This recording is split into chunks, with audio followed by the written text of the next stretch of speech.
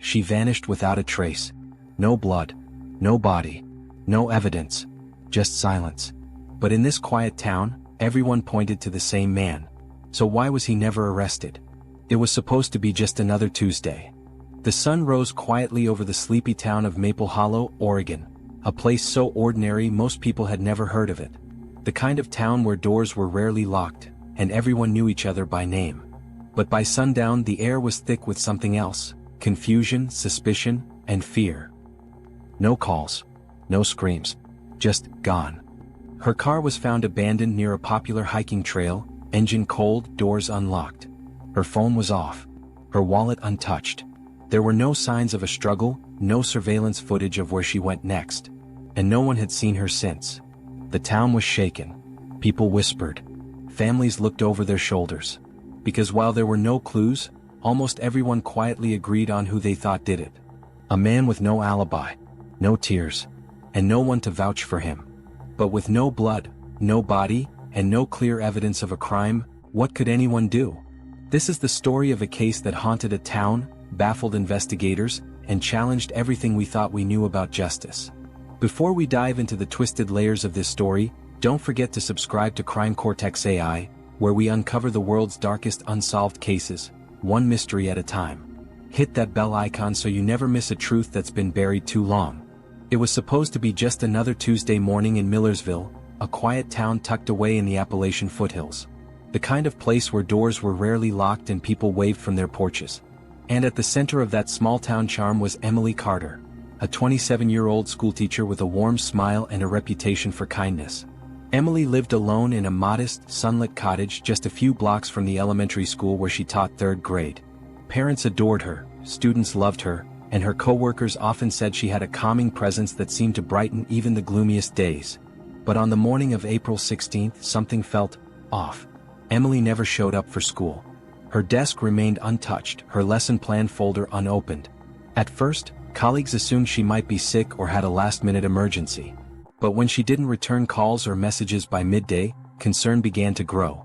That evening, Emily's best friend and fellow teacher, Maya Reyes, drove to her house. The porch light was still on, her car was in the driveway, and her cat, Clover, sat meowing anxiously by the window. Maya knocked. No answer. She tried the door. It was unlocked. Inside, everything looked normal. Too normal. Emily's favorite teacup was still on the counter, half full. Her phone was charging beside the couch. A book lay open on the coffee table, face down like she'd been interrupted. But Emily was gone. No note. No signs of struggle. No broken glass. No blood. Just absence. The local police were called, but with no immediate signs of foul play, the case didn't seem urgent. Emily was an adult. Maybe she needed space. Maybe she had taken a spontaneous trip. But to those who knew her, that didn't make sense. Emily was grounded, predictable, and responsible. She never disappeared. She never left Clover alone for more than a day. And then came the first clue, if you could even call it that: a single footprint outside the back door. Barely visible in the dirt. Too large to be hers. Still, there was no hard evidence. No clear timeline. No indication of where she might have gone, or who could have taken her. But behind closed doors, whispers had already begun. Neighbors had their suspicions. One name kept floating to the surface. Someone who was always around. Always too quiet. Always watching. And the most chilling part? In nearly every photo Emily had taken over the last 2 years, birthday parties, staff dinners, classroom events, that person was always there, smiling in the background.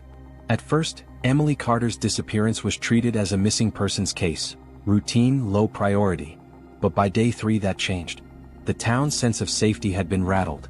Flyers bearing Emily's smiling face were taped to coffee shop windows, gas stations, school gates. Candlelight vigils were organized. The local news began running nightly segments. And the question grew louder: how does someone just vanish, without a trace? Millersville police formed a task force, combing through Emily's home and retracing her last known steps. Security footage from nearby traffic cams showed her walking home from school at 4:12 p.m. on April 15th, smiling, waving to a neighbor. That was the last confirmed sighting. Inside her house, detectives found the mundane signs of a life paused. Laundry half folded, a grocery list scribbled in her planner, a dozen lesson plans scheduled for the week ahead. But then something odd emerged: Emily's diary. It wasn't hidden, just tucked in the drawer beside her bed. Detectives flipped through pages of neatly written entries, lesson plans, dinner with friends, reflections on her students, until the tone shifted. The last 2 weeks of entries revealed a subtle but growing sense of unease. He was at the grocery store again today. Didn't speak, just stared. I told myself I was imagining it. Found another note on my windshield. Blank this time. Just a drawing of an eye. I told Maya about it. She said I should go to the police. But how do you report someone for just being creepy? Last night I thought I heard something. A creak on the back porch. But when I looked, nothing was there. I hate that I feel scared in my own home. Suddenly the case took a darker turn. This wasn't just a missing person. It was potentially a stalker case gone wrong. And when police asked around, one name came up repeatedly: Lucas Brandt. Lucas was quiet, early 30s, a custodian at the school where Emily worked. He'd been there for years. Never caused trouble. Never had a record. But several teachers admitted he gave them the creeps. He rarely spoke unless spoken to. He didn't socialize. But he was always there, fixing something, sweeping a hallway, standing just out of frame. And it turned out Lucas lived just 4 blocks from Emily. Detectives visited Lucas's home. He answered the door in sweatpants, calm, confused, polite. He said he hadn't seen Emily since Friday. Claimed he went home after work and spent the weekend watching old horror movies. He even showed them his streaming history. Nothing about his home raised red flags. Nothing illegal. Nothing overtly suspicious. Except one thing: a wall of photographs pinned above his desk. They weren't all of Emily, but some were. Photos of her in the school parking lot, walking through the hallway, laughing with students. One shot in particular stopped the detective cold: Emily sitting on a park bench, taken from a distance. The timestamp April 14th, just 2 days before she vanished. But Lucas insisted he was just a photography hobbyist. He said he liked capturing moments. His camera gear was expensive. His photos technically impressive. But something about them felt wrong. Still, there was no proof he'd done anything. No fingerprints. No DNA. No known connection beyond the school. And no body. Which meant legally Lucas couldn't be arrested. Not yet.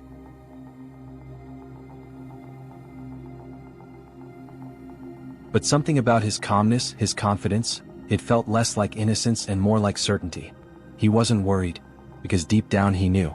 It was nearly 6 weeks since Emily Carter disappeared. The town of Millersville had shifted from hopeful to haunted. Search teams dwindled. Candlelight vigils grew quieter.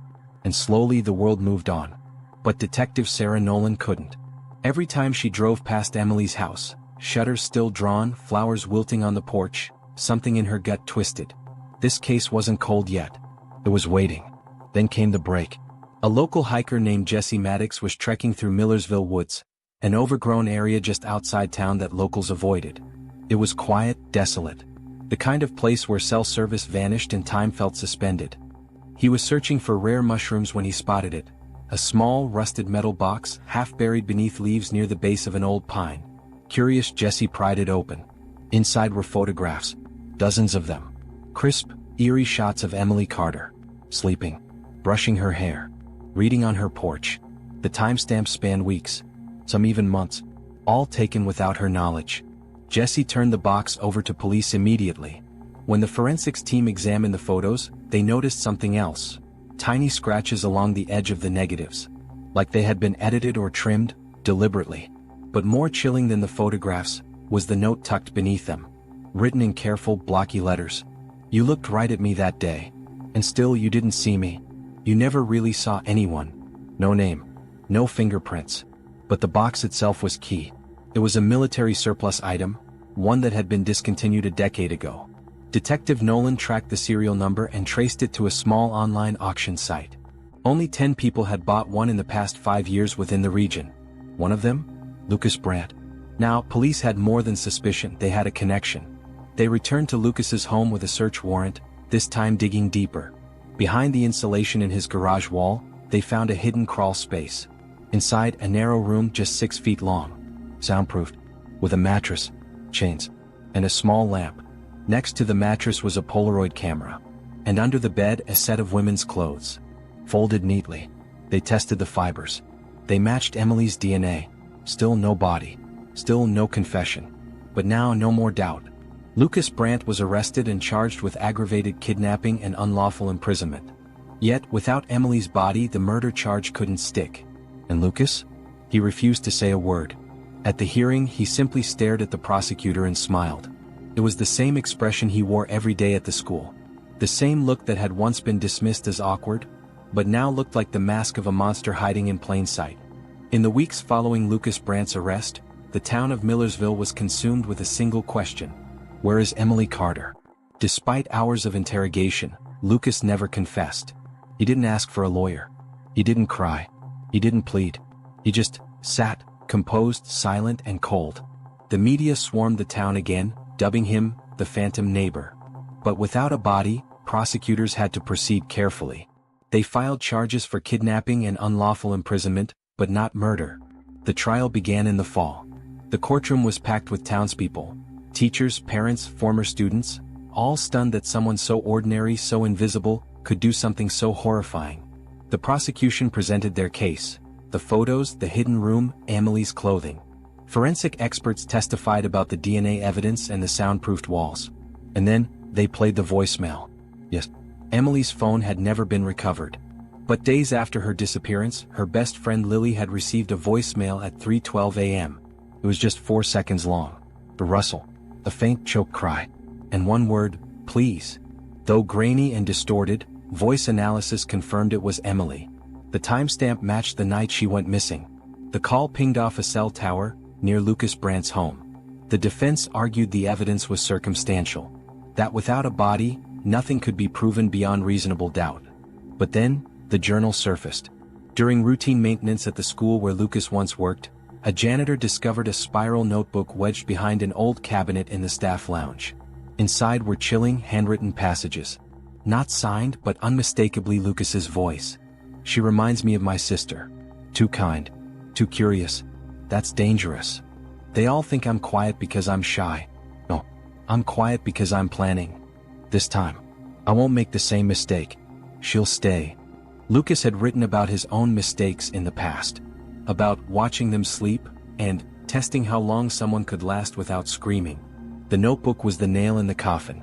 Lucas Brandt was found guilty of kidnapping, unlawful imprisonment, and multiple counts of stalking. He was sentenced to life in prison without the possibility of parole. But to this day he's never revealed where Emily's body is. The room in his house was torn down. Her family sold their home and moved away. And every year on the anniversary of her disappearance, a candle is lit at the edge of Millersville Woods, where those photos were found. Locals say her spirit lingers there, still waiting to be found. Still waiting for justice. If this haunting story left you speechless, you're not alone. Sometimes the most terrifying monsters are the ones we never see coming. Like, subscribe, and turn on notifications for more true crime stories that will leave you chilled to the bone. And tell us in the comments, do you believe justice was truly served in Emily's case?